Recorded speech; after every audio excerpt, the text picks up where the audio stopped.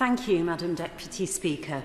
I'm grateful for the opportunity to raise this adjournment debate on social housing in the South Cotswolds, and I thank the Minister for being here this evening. Across our towns and villages, from Biddeston to Barnsley, Hallavington to Hillesley, the story is the same. The need for genuinely affordable, safe and well-maintained housing has never been greater. Yet at precisely the moment when that need is most acute, the supply of such homes is being allowed to dwindle away. In Wiltshire today, more than 3,600 households wait on the Council's housing register. Families and individuals waiting for a secure, affordable home. Many are in the higher priority bands, recognised as being in significant need. Local parish surveys tell the same story. Biddeston and Slaughterford Parish Council, for example, has undertaken 2 surveys in recent years, both confirming a clear and continuing demand for affordable housing. We also have a growing need amongst older residents seeking smaller, adapted homes so that they can downsize locally, freeing up family houses for the next generation. Yet in many villages, those options simply do not exist. I want to make clear that I am not advocating arbitrary housing targets. I'm talking about ensuring that the right kind of homes are built, homes that local families, key workers and older residents can actually afford to live in and want to live in, homes that have the infrastructure they need. While the government has set new national housing targets that more than double the number of homes expected in areas like Cotswolds, those figures risk doing more harm than good if they ignore our local realities. Will the honourable member give way? I should give way here first. Would the honourable member agree with me that schemes like the new social housing in Minehead, which is the first social housing for a generation, coupled with more social housing in Mid-Devon, which is specifically for elderly people who are downsizing from their own social houses, is the way forward, and the Liberal Democrats in both institutions should be recognised for doing a jolly good job? Ross Savage. I thank my honourable friend for her intervention, and that does indeed sound like an excellent idea. Honourable Lady, give way, please. I will give way. Jim Shannon. Thank you, Madam Deputy Speaker. First of all, can I commend the Honourable Lady for South Cotswold for bringing this forward. I spoke to her beforehand to get an idea of what the Honourable Lady was referring to. We had a debate in Westminster Hall this morning on homelessness, and one of the things was affordability. It came through very, very, very clearly. House prices in some cases can be over 10 times the average earnings of what people can afford. In my constituency, and I suspect in the Honourable Lady's constituency, many young people are coming to me, first-time buyers. They can't get a mortgage because they can't purchase a house because the house is too expensive. So does the Honourable Lady agree that when it comes to addressing the needs of those who want to buy a house or those who want access to social housing, government must build more houses and thereby bring the price down so people can afford to actually buy a house? I thank the honourable gentleman for his intervention and agree that the financial impacts and even more so the social impacts of young people not being able to afford their first home and to fly the nest of their parents' home is having a catastrophic effect on our younger people. Going back to the South Cotswolds, around 80% of Cotswolds district lies within a designated national landscape, the Cotswold Area of Outstanding Natural Beauty. And of the remaining 20% of Cotswolds District Council, that 20%, roughly half, is floodplain. So clearly this is a problem. I will give way. Thank you, Madam Deputy Speaker. The Honourable Lady is making an excellent speech, and I think she highlights perfectly the pressure on the landscape in southern England. Would she agree with me that there's a great deal of scope in many towns and even some larger villages for building on brownfield land? And indeed in Reading we have a number of examples. I'm sure other colleagues would have their own examples in their own areas, and this can provide a very valuable resource to help protect the countryside. I thank the honourable gentleman for his intervention, and I could not agree with you more that we should be prioritising brownfield sites and also refurbishing existing housing. We could very nearly, if not completely, meet the housing target through those means without needing to take space away from nature or from food production. Imposing a target of over 1,000 new homes a year in the Cotswold district may make a good headline, but in practice it encourages speculative development on greenfield sites where services are often poor and the flood risk is high, rather than building genuinely affordable homes for local people in more appropriate locations. But I want to be clear that this debate is not about opposing new housing. It's about ensuring that what we do build reflects local needs, protects our environment, our natural heritage, and strengthens our rural communities rather than undermining them. Our infrastructure is already stretched thin. Many of our villages have limited public transport, ageing drainage systems, and GP surgeries that are full to capacity. Broadband and mobile phone coverage remain unreliable in too many places, and with climate change, flood risk is rising with every winter storm. We simply cannot add hundreds of new homes without first ensuring that the essential services of water, drainage, transport and healthcare can cope. Our infrastructure is fragile. Growth must be planned sensibly, sympathetically and in a logical order according to local constraints, not imposed from the top down and literally bulldozed through. And these homes must be genuinely affordable. Over the years, many local authority homes have been transferred to housing associations under large-scale voluntary transfer. In North Wiltshire, that happened back in 1995. Those homes now belong legally to the housing associations, not to the council. But too many of those housing associations are now selling off rural homes rather than refurbishing them and retaining them. In some villages, every remaining affordable home could be lost, and once they're sold into the private market, they're gone forever. They will never again be available at social rent. And that result is devastating for rural communities. Young people who grew up in these villages find they can no longer afford to live there. Teachers, carers and nurses are priced out. Older residents find nowhere to go and they want to downsize. So if we want our villages to remain vibrant, living communities, not just picture postcard backdrops, we must ensure that people of all incomes can afford to live and work there. My honourable friend, give way. I will give way. I'm very grateful to my constituency neighbour giving way, and she's speaking with a huge amount of common sense, and her problems in the South Cotswolds, of course, replicated in the North Cotswolds. And the problem with increasing the housing numbers, doubling them over what was being built before, 500 to 1,000 a year, as she says, it's the planning system is not delivering us the number of affordable houses, because the developers will argue against building affordable housing because they can make more money out of the executive 3, 4, 5 bedroom houses. So we need to alter the planning system. We need to alter the planning system so that we can't allow developers, through viability arguments, to actually exclude building social housing in some cases altogether. I thank my honourable friend and neighbour for his intervention, and we don't always agree on everything, but we are definitely of like mind on this. I also defer to his knowledge and experience as a surveyor with a great knowledge of the building industry. And moreover, those who remain in the existing housing stock are too often living in conditions that are simply unacceptable. One of my constituents lives in a flat with her 2 daughters. The elder daughter developed what was thought to be asthma, but doctors now believe her breathing problems are caused by mould spores in their damp home. She describes nights spent in panic as her daughter coughs uncontrollably. The landlord's response has been seasonal mould washes rather than a proper fix getting to the root cause of the mould problem. Some social housing providers have proved difficult for my team to even get a response, let alone a resolution. Other constituents tell me of homes left empty for months in villages where people are desperate for somewhere to live, of properties that could easily be brought up to modern energy standards just left to deteriorate and moulder, and of repairs delayed or done very poorly. This is inefficient and frustrating. It borders on the inhumane.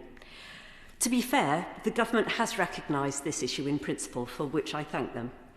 The recent policy paper, Delivering a Decade of Renewal for Social and Affordable Housing, calls on providers to work with the government both to build new homes and to upgrade existing ones. But the reality on the ground is that policy is not being enforced. Associations continue to sell off rural stock while neglecting maintenance and retrofit. I urge ministers, please, to pause the disposal of rural affordable housing by Green Square Accord and similar providers until the new policy framework is clarified. It makes no sense at all to sell the very homes our communities so desperately need. We also need stronger enforcements to ensure that housing associations meet their obligations, both to build new homes and to maintain existing ones to a decent standard. There must be consequences for failure to meet those obligations. And I ask the government to support councils in rebuilding the capacity of councils to own housing stock directly.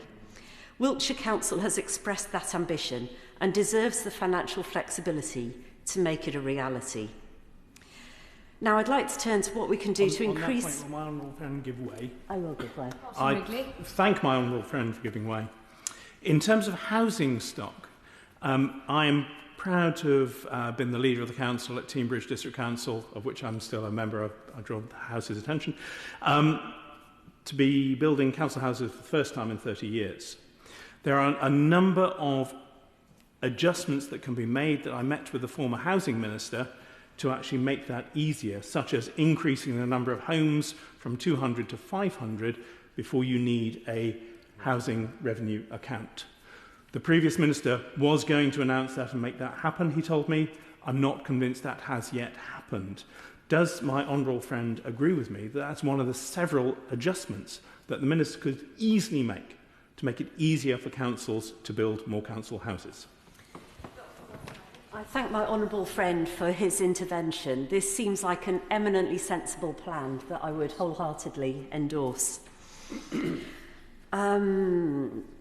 Coming back to genuinely affordable housing across the South Cotswolds, there is a planning tool designed for exactly this purpose, the Rural Exception Site. These small parcels of land on the edge of villages released specifically for affordable housing for people with a strong local connection. They're protected by legal agreements so the homes remain affordable in perpetuity. When properly supported and implemented, rural exception sites can deliver well-designed homes that keep communities alive. Alongside this, we also need to see community-led housing playing a bigger role, schemes that are initiated and owned by local people, often through community land trusts. These build not just houses, but real communities. The Affordable Homes Programme, which is the government's main grant scheme for affordable housing, has real potential to help, but it too often works for large urban developments rather than smaller rural ones. It's an urban tool being implemented in a rural setting. It can provide vital funding for social rent and community-led schemes, yet the rules and deadlines are often too rigid for parish-level projects. So I urge the Minister to make the programme more flexible and to strengthen the rural uplift, so that building a dozen good quality, energy efficient homes in a Cotswold village is just as viable as building hundreds on the edge of a city. I'm personally inspired by the tradition of almshouses, one of Britain's oldest and most dignified forms of social housing. And I was very encouraged to see an architecture award recently given to some almshouses actually in London that show how modern design can honour that almshouse heritage, small, beautiful and community-oriented, with shared gardens and growing spaces. I can just imagine similar developments in our market towns and villages, as we already have indeed in Cirencester, although those are many hundreds of years old. Yes, I will. Thank you, Madam Speaker, and thank the Honourable Lady for giving way so graciously. I wonder if she has anything she wanted to say about the value of good design principles and linking to the existing traditional architecture in specific communities. We've had a great deal of success in our community in preserving the historic brickwork of Reading and encouraging new developments to copy that style and colour and range of bricks. And I see the honourable gentleman for Newbury is nodding. He has the same local architecture with the same wonderful array of bricks and sometimes use of flints as well. Is this something that she'd like to see highlighted and encouraged? Dr. Savage. I thank the honourable gentleman for his intervention, and I think that this is what we all want to see, that modern housing can be beautiful and can blend almost seamlessly with the existing housing stock in a way that is pleasing to the eye, and it also helps communities to meld together when their housing melds together. There are certain villages in my constituency, obviously the Cotswolds is very much associated with beautiful architecture in that lovely honey-coloured Cotswold stone, and where the development is sympathetic, it really is, it's welcome. But there are other places where the development has been less sympathetic, and it does tend to have an impact on the relationship between the residents in the old village and the residents in the new development. So yes, I would wholeheartedly encourage and endorse that. So I can imagine developments like almshouses in our market towns and villages, clusters of low-energy homes built with local materials, ideally by local building firms, surrounded by shared green space for fruit and vegetables. That's how we build not only homes, but communities. So to make this happen, planning policy must reward quality and community value, not just sheer quantity. Rural exception sites need to be protected and strengthened, and national targets must recognise environmental constraints. We cannot meet housing numbers by paving over floodplains or over protected landscapes. Public bodies should be required to release small sites near services and bus routes at fair value for social housing for the convenience. Councils must be able to retain 100% of right to buy receipts with longer timelines so that they're able to replace lost homes on a like-for-like basis. And we must also address the pressure from short-term lets and second homes. A distinct planning use class for short-term lets coupled with local powers to limit numbers and apply fair premiums would help ensure homes remain homes, not vehicles for investment, and help to keep our villages alive. So many of our villages are really being hollowed out, with half or more of the homes empty for much of the week, meaning that local shops and pubs and schools really struggle to remain viable. Finally, I ask the Minister to consider, please, a South Cotswolds pilot, bringing together Homes England, local councils and housing associations to plan small-scale, sustainable, community-oriented social housing. It would show and showcase what can be achieved when we design for place, people and planet, not for spreadsheets. Madam Deputy Speaker, social housing is not a statistic, it's a lifeline. It keeps the nurse in Tetbury, the teaching assistant in Fairford and the young electrician in Cirencester living in the communities that they serve. It keeps our schools open, our shops busy and our bus routes viable. I look forward to hearing the Minister's response, and I also look forward to working with her to ensure that every community in the South Cotswolds has the affordable, safe and sustainable homes it needs. Thank you. Well said. Call the Minister, Samantha Dixon.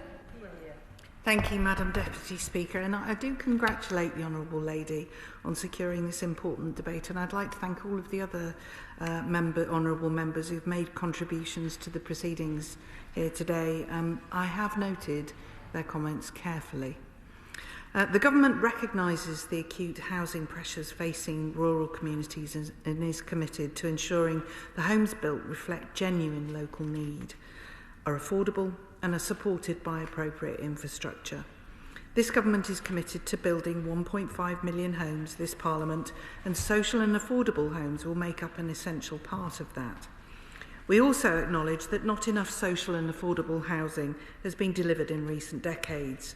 That shortfall is now being felt acutely in areas like the South Cotswolds, where 80% of the district lies within protected national landscape, and further development must be carefully planned. Yes, I will. Lee Dillon. I thank the Minister for giving way. I support the government's ambition to build 1.5 million homes. This debate is referring more to social housing, and I wonder, whilst at the dispatch box, if you could give an indication of that 1.5 million. Did I say you? If the Minister can give indication. We can't keep saying you, it's exhausting. Yes, apologies. If the Minister could give an indication of that 1.5 million homes, how many of those will be for social rent? Yes, I will come to that point for the honourable member's benefit. So a crucial first step in ensuring local authorities plan for the right number of a crucial first step is ensuring that local authorities plan for the right number of homes, and this means assessing housing need and then identifying how much development is realistically deliverable, taking into account land availability, environmental constraints such as flood risk and protected landscapes and other relevant factors. Local authorities can choose to go beyond their assessed need to support wider goals such as economic growth, infrastructure investment and to accommodate housing from elsewhere. We expect local authorities to explore all options, including maximising brownfield land, collaborating across boundaries and, where necessary, reviewing Greenbelt. Yes, I will. I'm very grateful. In a recent public accounts hearing on planning improvements, we heard from the Home Builders Federation that 34,000 social houses currently in England and Wales remain unsolved. This seems to be an absolute tragedy when there is such a demand for social housing. Could I ask the Minister tonight to urgently look at that? Minister. I'd like to thank the honourable member for his comments, and I will certainly consider that. Thank you. The National Planning Policy Framework sets out that local plans must deliver, where practicable, the amount, type and tenure of homes communities actually need. This requires a careful balance, enabling necessary development while protecting and enhancing the natural environment. Yes. Thank the Minister for giving way. She has been very gracious with her time. My district of Teignbridge has had its numbers doubled. 40% of Teignbridge is within Dartmoor National Park. The rest of the area is constrained by the coast, and houses become more and more expensive to deliver as the numbers go up. Because they're more expensive, they will deliver fewer and fewer affordable homes. The standard method is not working to reduce the house price. Will the Minister reconsider how these numbers are determined so that the standard method is no longer used to actually enforce a central number of homes rather than the number of homes that the district actually needs? I note the constraints that the honourable member is discussing and raising, and I will certainly ask officials to consider that when we plan us going forward. These are not just planning challenges, they're human challenges in developing these local plans. We're now living with the cost of more than 169,000 children in temporary accommodation and more than 1.3 million households on local authority housing registers. This is something that cannot be allowed to continue. And we recognise the shared ambition across the sector to build more, build better and build sustainably. And we know that in areas like South Cotswolds, where planning constraints are real and community character matters, they are essential partners in helping councils meet targets and safeguarding what makes places special. Strategic, evidence-led local planning will ensure development happens in the right places with proper community buy-in, and housing associations must be part of that conversation from the outset. The National Planning Policy Framework sets out that the purpose of the planning system is to contribute to the achievement of sustainable development, including the provision of supporting infrastructure in a sustainable way. Local development plans must address infrastructure needs and opportunities, identifying what's required and how it can be funded and delivered. This is essential to ensure new homes are not just built, but are part of the thriving, well-serviced communities that the Honourable Lady has set out this evening. The Honourable... I'm not going to give way, I'm afraid, at this particular time. The Honourable Member has raised very real concerns about flooding Flooding can have a devastating impact on communities, homes and infrastructure, and that's why we take this seriously. The government's approach is guided by the NPPF, which is designed to protect people and property from flooding. It sets out a clear expectation that inappropriate development in flood-prone areas should be avoided. The sequential test aims to ensure that new development is directed to areas of lower flood risk wherever possible. Where development must occur in higher risk areas, the exception test requires that it delivers wider sustainability benefits and is made safe without increasing flood risk elsewhere. These safeguards are in place to ensure that new homes are not only safe but also resilient to future climate impacts. We're also committed to delivering more sustainable drainage systems through the planning system. As set out in our plan for change, we are firmly committed to delivering the biggest boost in a generation to social and affordable house building. To achieve this ambitious target, we need every part of the sector, including councils and housing associations, working in lockstep and delivering to their full capacity. We're taking steps to create the conditions to ensure providers across the country can once again deliver social and affordable housing at scale. That includes supporting councils to update their local plans, locating sites for future development, balancing homes with infrastructure like schools and healthcare, and actively engaging communities through public consultation. Since coming to office, we've sought to engage with the sector at every opportunity. We've listened carefully to the views of social housing providers and their tenants about the problems they face and how best to resolve them. But we've not only listened, we've acted. At the spending review, the Chancellor announced a record package of investment designed to ensure councils and registered providers can increase development of social and affordable housing. As you've highlighted, the decade of renewal represents a step change in our ambition to deliver social and affordable housing, setting out a long-term vision for building more homes, improving quality and strengthening communities. But we recognise that for many, the reality on the ground has yet to match that ambition, and we're committed to bridging that gap through practical action. Step one of the decade of renewal has been to deliver the biggest long-term investment in social and affordable housing in recent times. We've confirmed a new 10-year, £39 billion social and affordable homes programme. During its lifetime, we hope to deliver around 300,000 new homes, with at least 60% for social rent. This would result in around 180,000 homes for social rent, 6 times more than the decade up to 2024. We also recognise that certain types of much-needed social and affordable housing can cost more to deliver, particularly in areas with environmental constraints or infrastructure gaps. That is why the programme has been designed to be flexible, to make sure it works, not just for large urban developments, but also small-scale rural projects.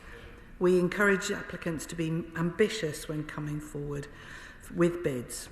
The programme's full prospectus will be published in the next few weeks and open for bids in the new year. I encourage all prospective providers to review their supply plans now. Think bigger, be bolder, and come forward with ambitious plans. I think the Honourable Lady needs to be assured that we understand the scale of the challenge, but we also know the strength of this sector, which is why we've pledged to forge a renewed partnership with the social and affordable housing sector to support building at scale. There are many other points that the Honourable Lady has raised this evening, which I will write to her with my official support to actually respond to her full points. But I think the important point to stress is that together we can deliver the homes our community needs, not just for today, but for the generations to come. Thank you very much, Madam Deputy Speaker. The question is that this